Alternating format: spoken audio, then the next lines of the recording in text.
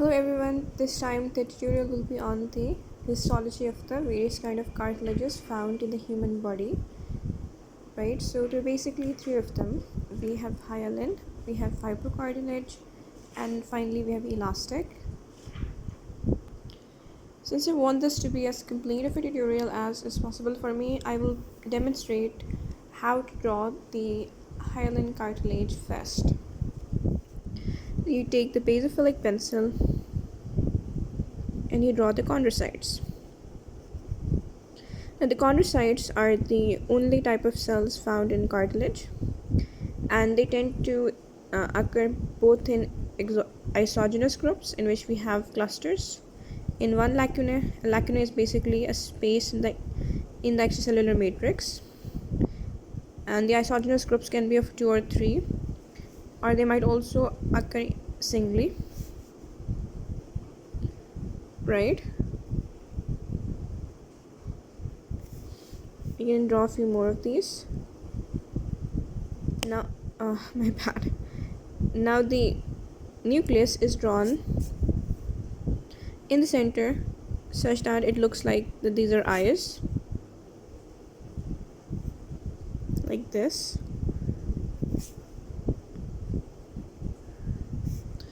Also like this.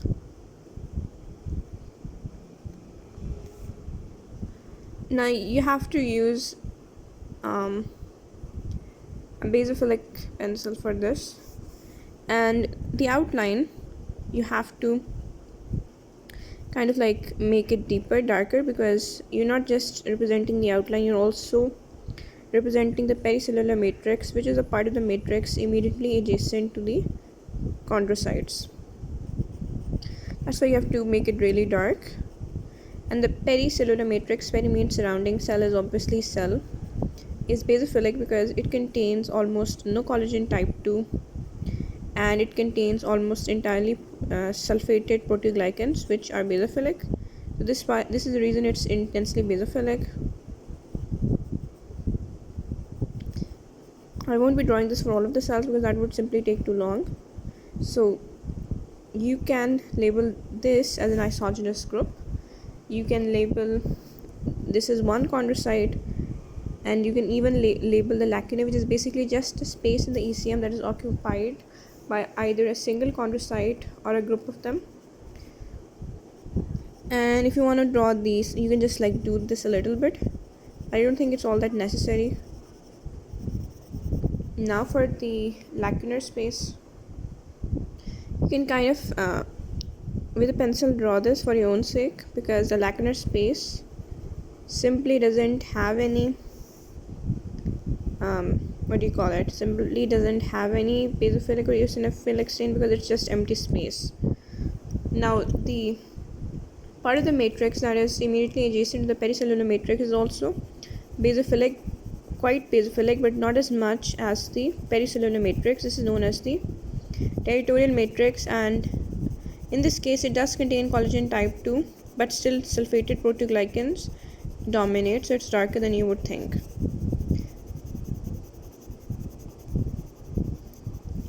In this scenario, I've chosen not to represent the lacunae as in it is represented that the chondrocytes are completely filling it up, so it's not visible as such. I thought it would be easier to represent it in this manner. Alright, and this is the territorial matrix, and you should do this for all of these, and then the rest of the matrix should be basophilic but lightly basophilic, and this is the interterritorial matrix found in between the lacunar spaces. Right? Now, since this is a hyaline cartilage, all of which except the articular variety is surrounded by perichondrium, so we do have to draw that as well. Now the cells of this that are nearest to the ends are basically flattened like this in the form of rows.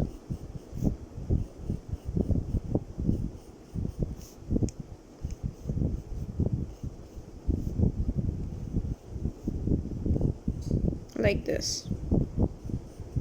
and then you have to like, you can just draw one or two layers, and these are still part of the hyaline cartilage. These are just the flattened chondrocytes near the surface. Alright, and then what you can do is you can basically draw the perichondrium now. The perichondrium has two parts. We have an outer my apologies, an outer fibrous part, which is basically just dense, irregular connective tissue. So I think the way I'm doing this, randomly drawing these, and because it's made up of type 1 collagen, so the fibers are visible. Over here they're not visible because it's type 2 collagen. One mistake I've made is that this should be, that's literally it. Otherwise you just have to draw it like this.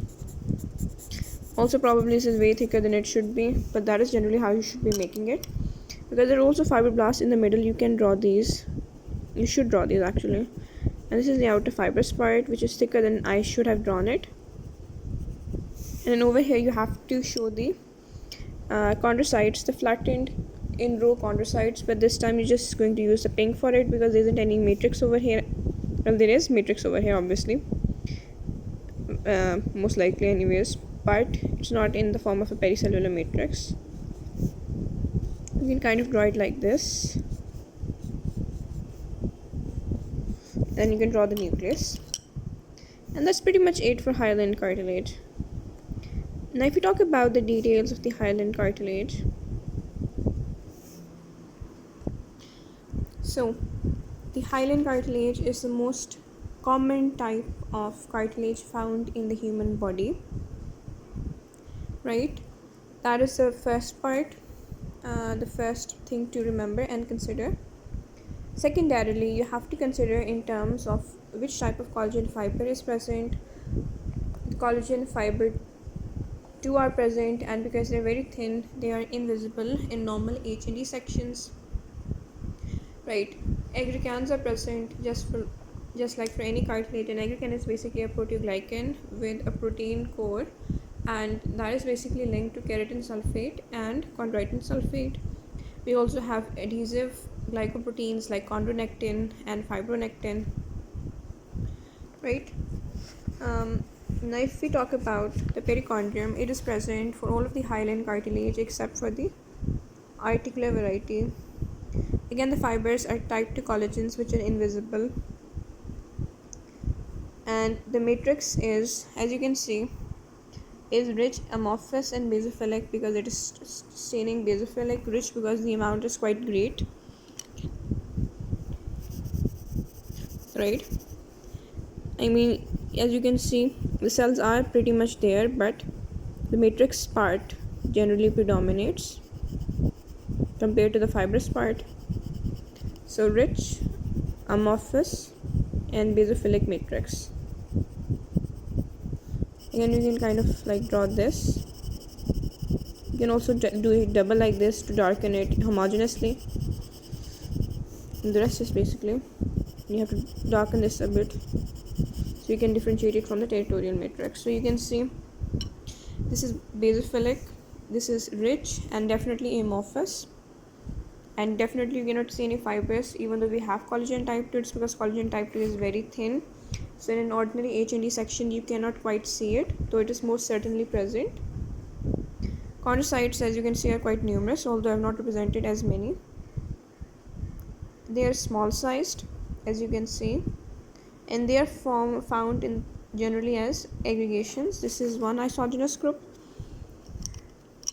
You can label this as a chondrocyte, you can label this as an isogenous group if you so desire. Repair is generally impossible, as for most kinds of cartilages. Normal H&E staining is enough for it. Tendency to ossify is present except for the articular cartilages. They are the only ones that never ossify among the hyaline cartilages, and the sites I will discuss in just a minute, but let me just label these. The one kind of MCQ, the one MCQ that is most likely to come up is they will ask you which one is the most common cartilage, and that is definitely hyaline. Sometimes they also ask you about the appearance of fresh hyaline cartilage with the naked eye. That's basically pearly white, translucent, glassy appearance.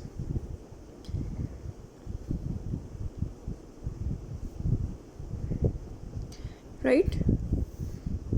This is the perichondrium.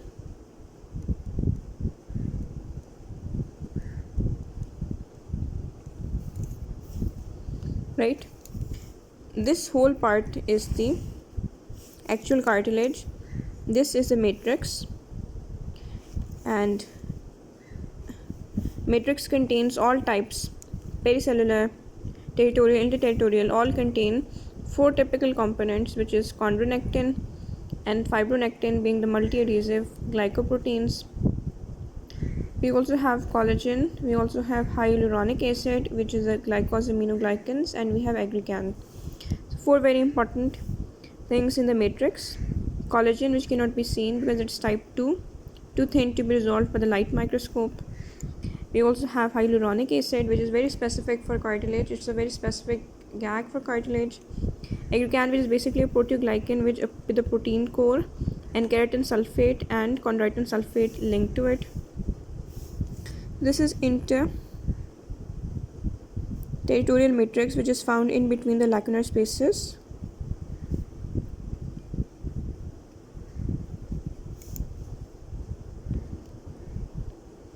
Right. In addition to type 2, type 11 fibers are also present. ECM is highly hydrated. 60 to 80% of the net weight of this variety is water. Like, that is something that can come up in an MCQ. So the extracellular matrix is highly hydrated and is 60 to 80% water by weight. And where is this water present? It's bound to aggrecan hyaluron aggregates. This is something that can come up in an MCQ.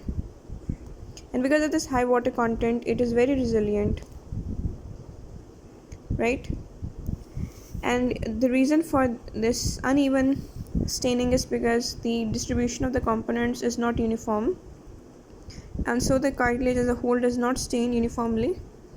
And upon the basis of staining differences, different regions can be identified, which we have identified as territorial. And over here we have pericellular.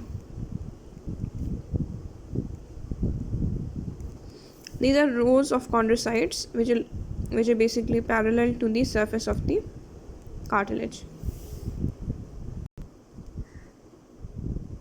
In the central region, they are generally arranged in isogynous groups. Singly is quite rare for hyaline cartilage. They can be drawn spherical, as I have drawn it. Can also be drawn ovoid, like this. And all the members of one group, they occupy one lacunae. And near the periphery of the cartilage, the chondrocytes are generally distributed singly, single distribution. They have elliptical shape. This is kind of an ellipse.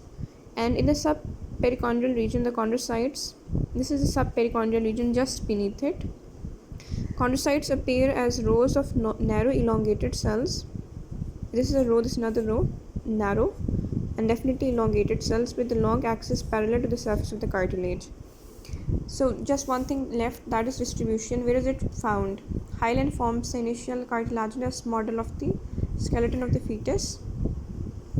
Right, most of the laryngeal cartilages, including the cricoid, the arytenoid, are hyaline. Also the bronchial and the tracheal cartilages, the costal cartilages, the epiphyseal plates, literally everything, because this is the most common type. Now on to part 2 will be about fibrocartilage.